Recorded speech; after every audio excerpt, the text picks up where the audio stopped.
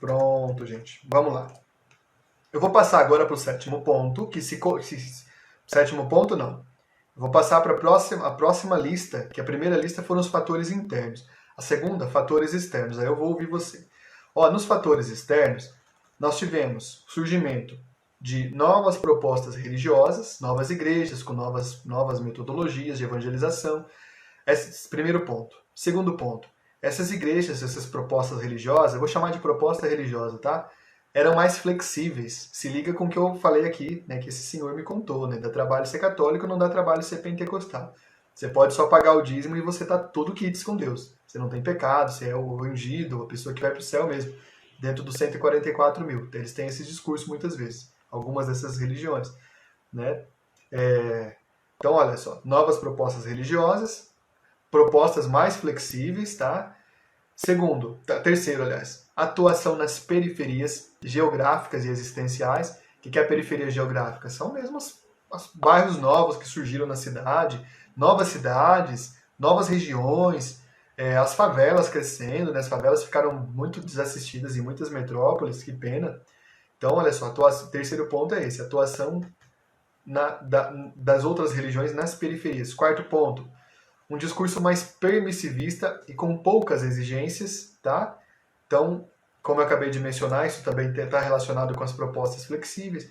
Um discurso mais permissivista pode-se fazer qualquer coisa, não tem que seguir muito critério ético, você basta que pague o dízimo, ore a Deus e pronto, e está tudo resolvido na tua vida.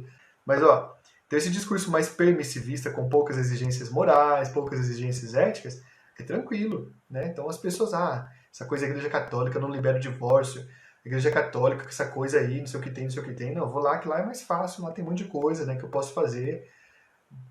Ninguém vai ficar me cobrando, eu não vou ter que me confessar, eu não vou ter que ficar com essa coisa de buscar conversão, não. Lá eu já tô converso, batizei, já tô convertido, né? Então o discurso permissivista ajudou muito. Quinto ponto, oferecimento de uma visão religiosa mais popular. Você pode anotar aí, uma religiosidade mais popular. Como assim, essa religião mais popular? Vamos ver aqui na frente, mas se você perceber bem, as práticas piedosas ou as práticas religiosas de certos grupos aí, né, novos, vai de encontro ao que o povo quer, ao que o povo espera muitas vezes, sabe? Tem aí algumas agremiações religiosas, e isso aqui é só uma observação, preste atenção, nós não precisamos fazer crítica, repito. Mas você vai lá e olha um exorcismo, aquilo é um espetáculo, aquilo todo mundo se admira, né? Como é que ali o líder religioso grita com o demônio e bate nele, joga ele no chão. E o povo vai ao delírio, o povo vai ao delírio com aquilo, né? Então, isso foi interessante. Teve até ponto, isso é um ponto sem juízo de valor, agora tem um ponto com juízo de valor positivo. Muitas vezes a música desses encontros, desses outros grupos, era muito mais interessante que a nossa. Passamos aí algumas décadas com músicas muito complicadas, não ajudava a gente a rezar. Eu, agora não sou mais jovem, mas quando era jovem era muito complicado. Às vezes a gente rezar numa Eucaristia com aquelas missas, com aquelas musiquinhas complicadas. Né? Se não tivesse música, seria muito melhor. E a gente não tinha uma qualidade musical muito boa, na verdade. Essa é a verdade. Né? Essa é a verdade. A história da música católica é muito antiga, é muito densa. Né? A Igreja Católica é praticamente a mãe da música no Ocidente. Porém, aqui no Brasil, na década de 70, a gente meio que deu umas perdidas aí, né? É sim, verdade. Posso falar, sou músico também, posso falar. Você pode falar também. Então, olha só, então, ponto positivo. Uma coisa mais próxima da visão popular. E teve outras coisas, tem então o fator do espetáculo, tem o fator de uma música mais agradável, uma série de coisas, né? Um acolhimento.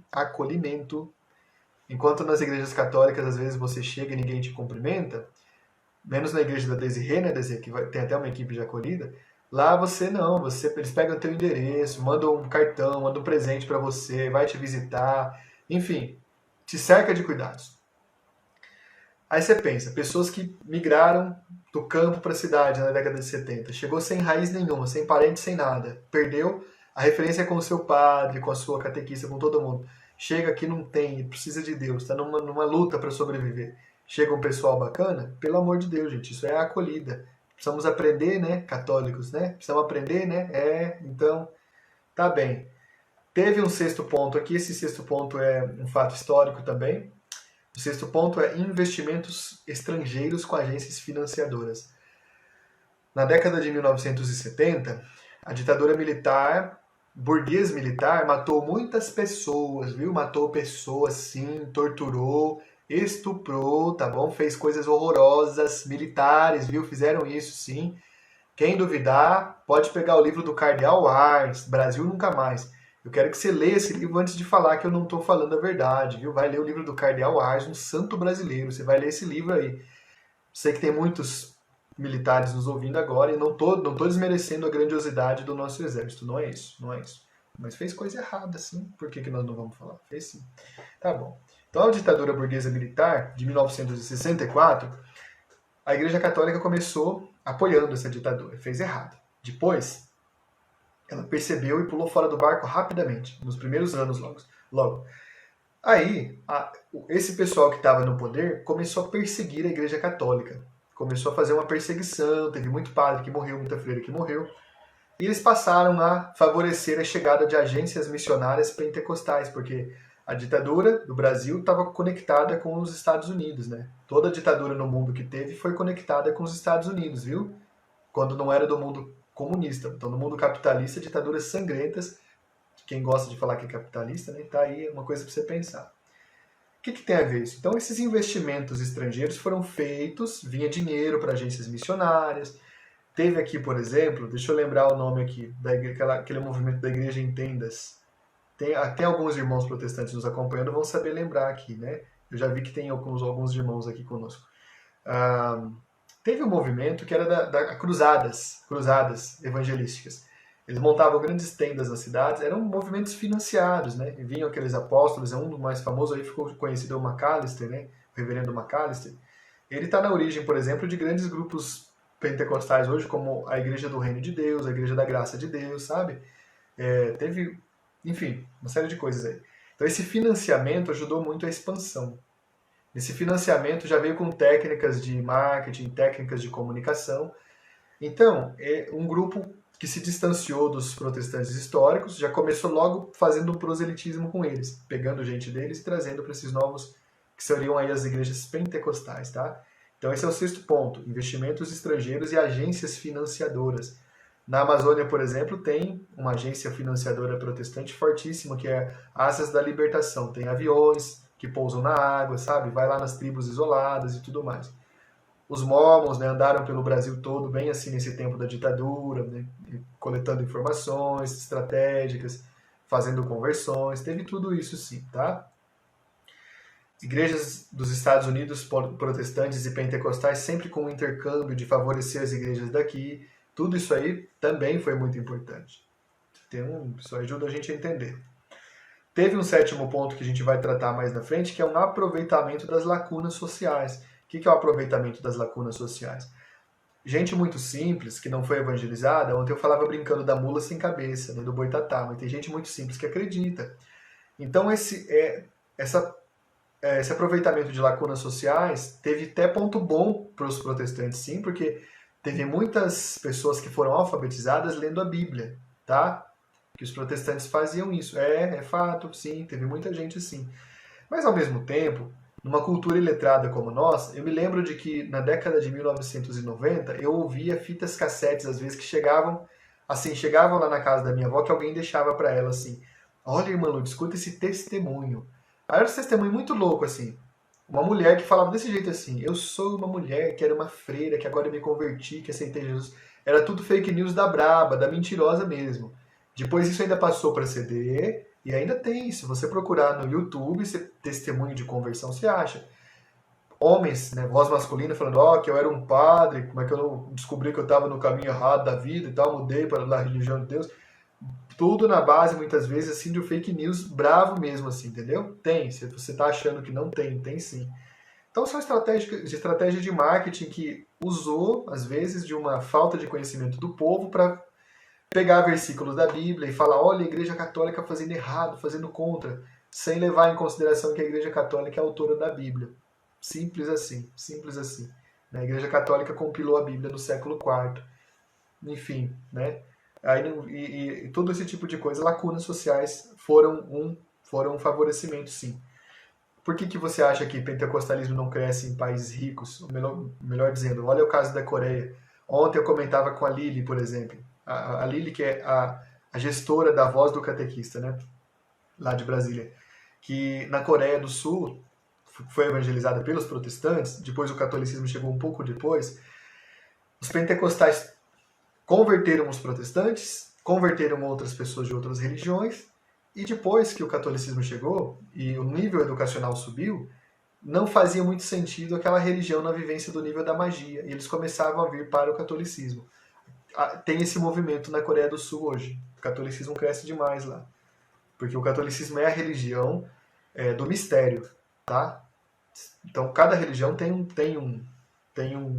uma designação. Nós somos a religião do mistério, dos sacramentos, da palavra de Deus atuando, né? Então esse aqui é um ponto muito importante, tá? O que mais? Oitavo ponto que tem a ver com o sétimo. Presença transformadora em realidades pobres. Os protestantes, os pentecostais tiveram presença. Eu estou falando mais dos pentecostais. Os protestantes sempre tiveram presença transformadora, sempre.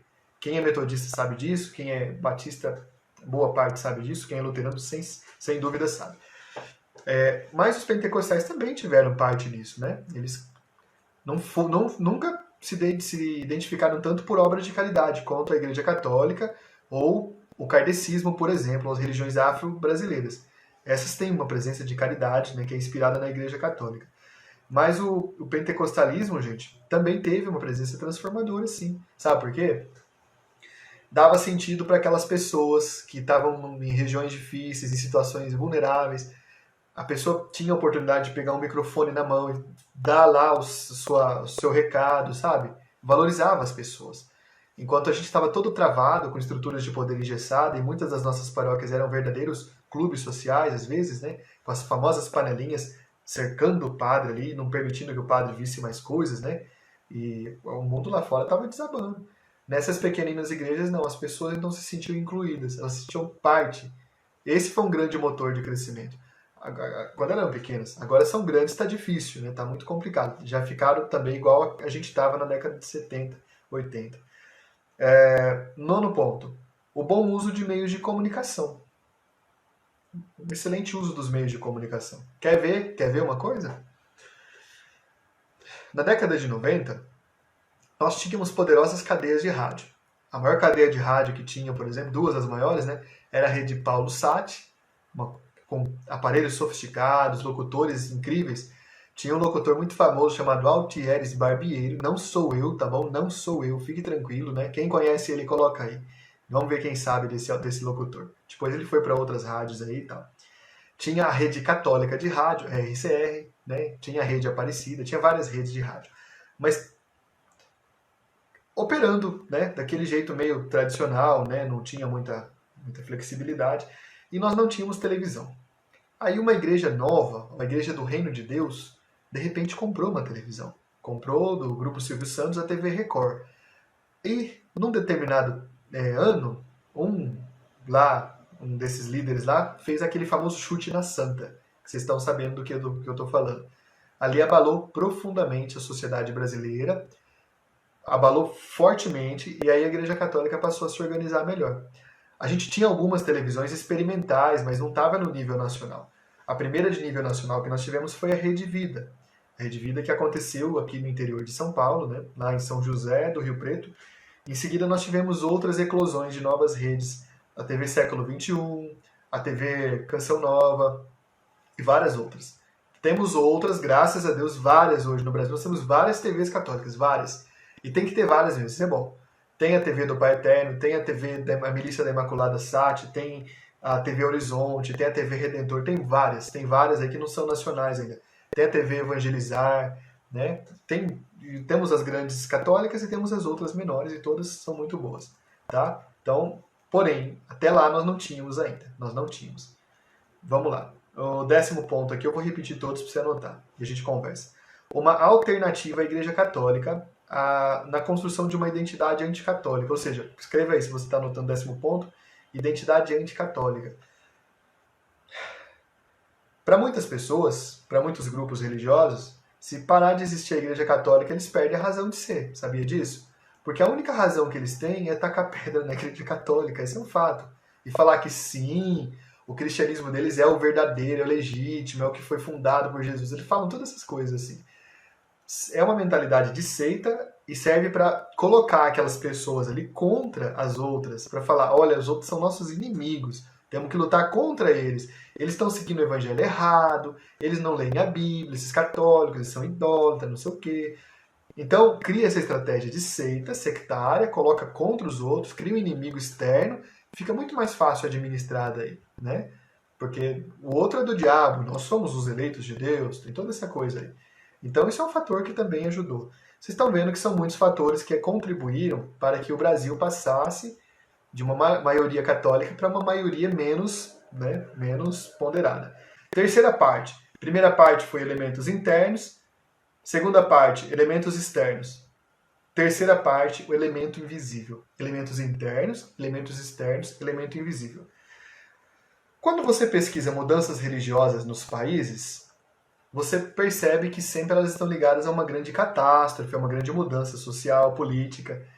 Por exemplo, uma grande fome que mata muita gente, um grande terremoto, mas nem assim é muito fácil ter uma mudança tão radical de religião.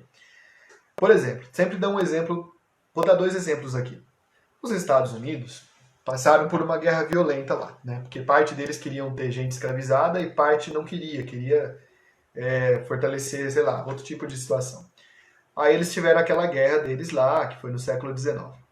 Nem naquele tempo, eles sempre tiveram majoritariamente um protestantismo lá, nem naquele tempo o protestantismo sofreu um abalo, sabe?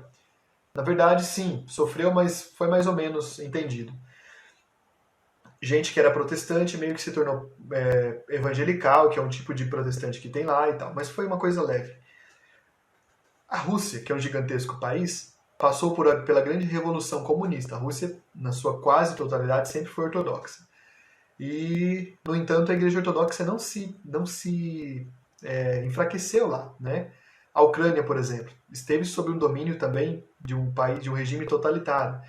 E a Ucrânia, parte dela é católica romana, né? Tem inclusive a Igreja Latina, mas também tem um rito belíssimo lá, que é o rito ucraniano, né? Da Igreja Católica Ucraniana, e também tem a Igreja Ortodoxa. A Ucrânia não se abalou, permaneceu firme nessas 2 grandes vertentes, né? Católica e ortodoxa. Tá bom. O que acontece que no Brasil, de repente, quando eu falo de repente, é num espaço de 30 anos, tem uma grande migração religiosa, que não teve nem revolução, nem guerra, nem terremoto, nem nada. Acontece o seguinte, temos aqui, gente, um fator invisível. O primeiro fator invisível é o fator econômico, que desde que o Brasil é país, e antes ainda, né, quando eles foram a colônia, ele jogou e joga pessoas para moer dentro do sistema econômico. Ele moe pessoas. O Brasil faz isso. A economia do Brasil é essa. A economia nossa trucida as pessoas. Ela joga para uma zona de afastamento e dali ela tira a dignidade, ela joga as pessoas para morar na rua, ela acaba fazendo uma máquina de destruir vidas, o nosso sistema econômico do Brasil. É isso, é um fato. Só que isso é meio silencioso, que o Brasil é um lugar muito rico e uma população gigante. Então a gente pouco vê o sofrimento de quem está lá sendo, né, infelizmente, afetado por isso. O fator econômico, por exemplo, determina, quando há muita pobreza espalhada, que haja pouco acesso às informações. E pouco acesso às informações nunca é coisa boa.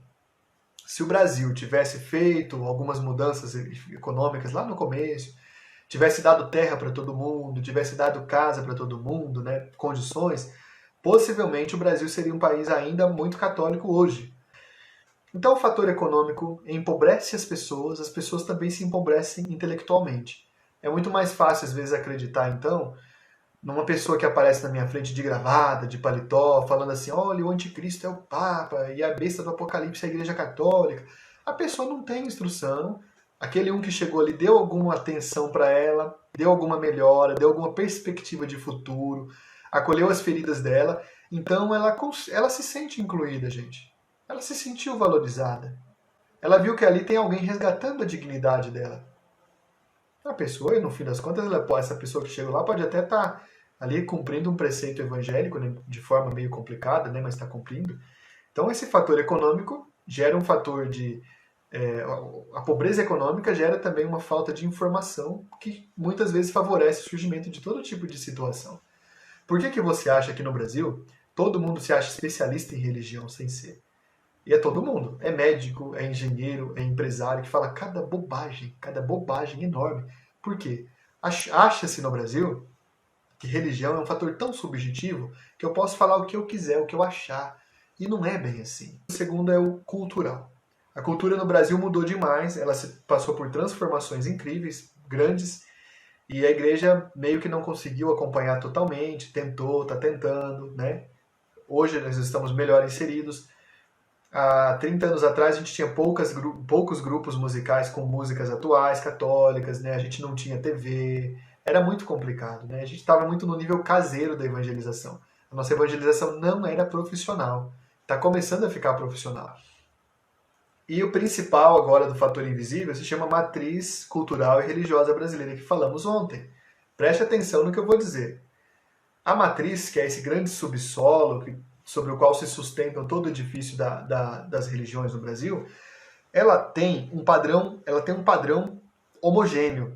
Para uma pessoa simples que passou por um processo de perda econômica e que está envolta numa realidade que se transforma em uma realidade cultural, ela precisa se agarrar em algumas coisas que deem certeza para ela. Entendeu? O que dá certeza para a pessoa? É aí que entra a matriz. Olha só, 2 dados que eu vou te dar. A Igreja Universal, ou a Igreja do Reino de Deus, ela teve um decrescimento no último censo de 2010. Ela perdeu uma percentagem grande de fiéis, comparando o ano de 2000 e o ano de 2010. Sabe por quê? Porque ela cresceu usando elementos da matriz religiosa brasileira. Ela quase que é um catolicismo mágico, no mau sentido aí, né? Lá na Igreja Universal tem vários elementos que lembram a Igreja Católica. A própria forma do templo, certo? Lembra sim. Eles têm, por exemplo, a novena da Sagrada Família. Eles oferecem uma rosa ungida para as pessoas. Olha quem que nunca ganhou uma rosa de Santa Teresinha. Na Igreja Universal tem a água orada, que não fala água benta, mas fala água orada. Na cabeça de uma pessoa muito simples, ela está entrando numa outra Igreja Católica, talvez um pouco mais acolhedora. Escute o que eu estou dizendo, faça as ressalvas aí. Então, isso se chama mimetismo. Mimetismo. Um determinado grupo religioso, anote a palavra mimetismo, que é imitar. Um determinado grupo religioso pega elementos de outro e apresenta como uma roupagem. Dá certo. A Igreja Universal fez tão bem isso que ela gerou igrejas clones. Tem a igreja chamada Igreja do Poder de Deus, né? E a igreja chamada Igreja da Graça de Deus. Essas duas igrejas, ou as três, elas são bem parecidas, elas são neopentecostais. Elas usam as mesmas estratégias, uma alta comunicação de marketing, uma ênfase no grande sacramento do dízimo, da oferta, que é aí a teologia da prosperidade, mas todo o arsenal que elas usam como recursos é o arsenal que está no imaginário religioso católico. Isso tudo, com o conjunto da sociedade, da economia e da cultura, faz um liquidificador e a pessoa acaba sendo levada para ir até lá ou acaba indo até lá porque na cabeça dela ela fez assimilações, ela identificou. Vocês estão me entendendo o que eu estou dizendo? Foi o terreno da matriz, gente, que tornou possível. A Igreja Luterana teve uma queda de membros muito maior que a Igreja Católica. Passou de 1.600.000 membros no ano de 2000 para 800.000 membros no ano de 2010. Como é que se explica que perdeu metade dos fiéis? Porque a Igreja Luterana no Brasil, gente, ela nunca dialogou com a matriz cultural e religiosa.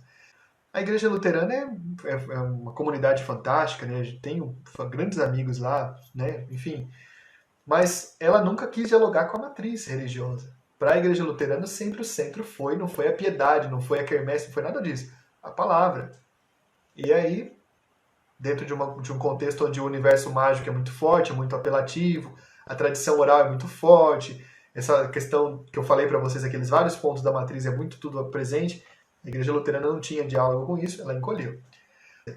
O elemento invisível, então teve o elemento interno, o elemento externo e o elemento invisível. O elemento invisível tem o primeiro fator, que é o econômico, o segundo, que é o cultural, e o grande fator, que é o fator da matriz cultural e religiosa. É ela que faz o terremoto, quem se conecta com ela cresce, quem desconecta não cresce.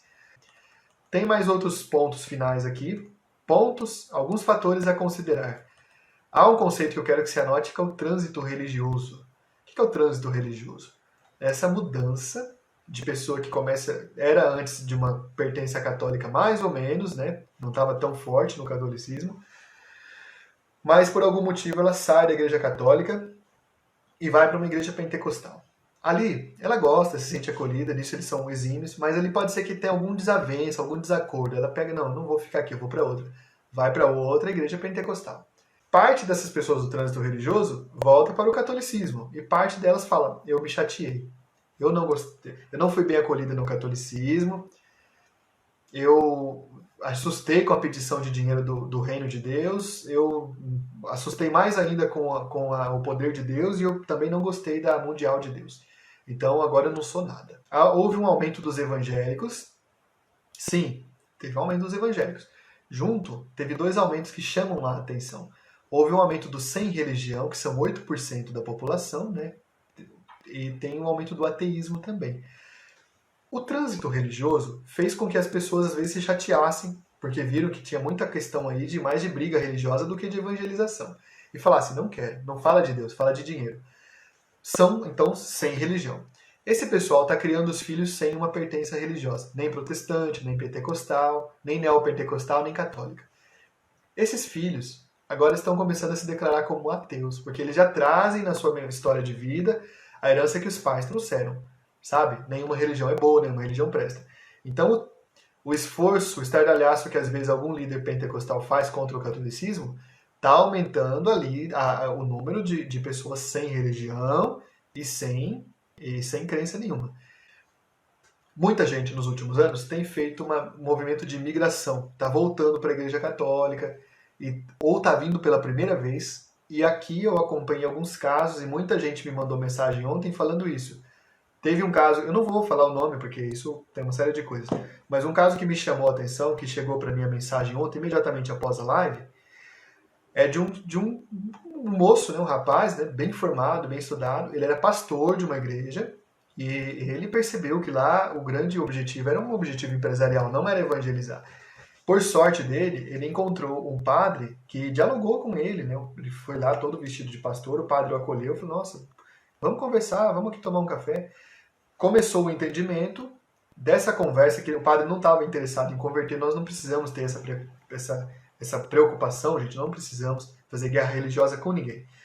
Mas aí aquele moço com o qual eu estava conversando, ele me falava, eu fiquei admirado, eu comecei a ler a patrística, comecei a ler os livros aqui, né, de teologia e tudo mais.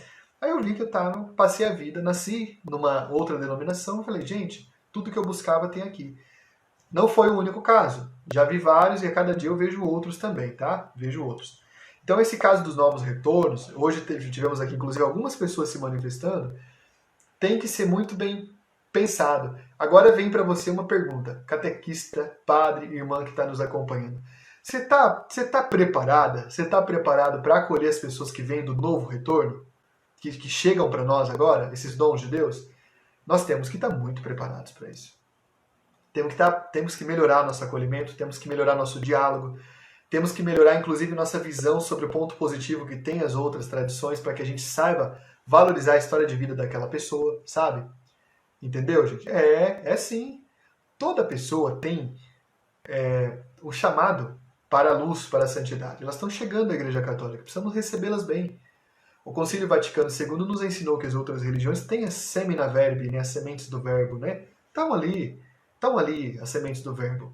E aqui, na plenitude, né, a comunidade fundacional, a igreja que subsiste na Igreja Católica, né, a comunidade de Jesus, nós temos que estar preparados para isso. Pontos positivos que aconteceu desse grande terremoto do censo aí. Um ponto positivo foi, antes a gente estava com virtualmente 100% de católicos. Isso não estava positivo para a gente. Sabe por quê? Não tínhamos interlocutores. Quando chegaram os protestantes, nos ajudaram a ter interlocutores. Eu não gosto da comparação, mas eu vou fazer. Numa cidade que tem apenas um serviço sendo oferecido por um supermercado, por uma loja e tal. Escute o que eu vou dizer para você entender. Aquilo ali, às vezes, se não tiver muito amor no coração, muito mesmo, as pessoas vão começar a fazer as coisas de propósito. Na minha cidadezinha, quando eu morei em Pradópolis, uma vez tinha só um grande supermercado lá. E eu sei que tem gente me acompanhando aqui. Hoje nós somos gratos àquele supermercado lá. Mas, aqui em São Paulo, nesse estado. Mas, por um momento, era horroroso o atendimento, era péssimo, né? Tinha uma mulher lá que era dona, muito malvada com as pessoas, agredia, né? Nossa, um show de estupidez. Quando começaram a aparecer outros supermercados, aí começou a melhorar. Eu estou dando um exemplo bem drástico para dizer que ter interlocutor é positivo sim, tá? E nesse sentido, não caia na lábia desses youtubers e tal da vida aí que ficam só falando, porque os protestantes isso, que aquilo. Para com isso, nós não precisamos, gente. Eles nos ajudam a repensar as nossas práticas, nos ajudam a ver se... E eles estão indo por aquele caminho, mas e nós que somos a comunidade original? Será que a gente está fazendo certo? Eles estão fazendo uma coisa que talvez a gente podia fazer aqui, né? Então, a existência de interlocutores é positiva. Ela ajuda, sim, no nosso crescimento interno. Teve uma maior flexibilização das estruturas católicas nos últimos anos. Teve uma emergência do protagonismo do laicato, como disse o nosso irmão Rodrigo aqui. Houve um repensar sobre a iniciação, o documento 107 é fruto disso. Estas lives, essas transmissões ao vivo são frutos disso. A nossa ação, que eu e você estamos fazendo hoje, é fruto disso. E houve uma ocupação de novos espaços como a mídia. Passamos vergonha, né? Porque agora que chegou a pandemia, a gente viu que, há décadas falando, tinha muita gente que não estava preparada, muita paróquia, muita diocese, não estava preparada para isso. Então a gente precisa ocupar novos espaços, e esse terremoto no campo religioso nos ajuda a ocupar esses espaços, essas lacunas. A conclusão que eu faço aqui é essa. Você, catequista, padre, irmã, que está nos acompanhando, ministro, né? Leigo, leiga, é parte essencial de todo esse processo. E se a igreja fosse comparada a uma grande máquina, a catequese seria essa grande engrenagem, seria a engrenagem principal, tá? A catequese, lembrando que não está só a cargo das catequistas, mas a catequese está envolvida em várias frentes. E eu quero agradecer a tua presença mais uma vez. Obrigado, que bom ter você aqui conosco. Senhor e nosso Deus, obrigado por mais uma vez estarmos reunidos, tratando dos temas do aprofundamento para o nosso ministério. Sede sempre a nossa luz, sede sempre a nossa graça, vinde sempre ao nosso mundo, Santo Senhor Jesus. Pelo vosso Filho, a Virgem Pia, abençoai-nos, ó Virgem Maria. Estivemos reunidos em nome do Pai, em nome do Filho, em nome do Espírito Santo. Amém. Louvado seja nosso Senhor Jesus Cristo, para sempre seja louvado. Um abraço carinhoso, descanse e seja feliz. E eu desejo para você as melhores coisas da vida, hoje e sempre. Aquele beijo.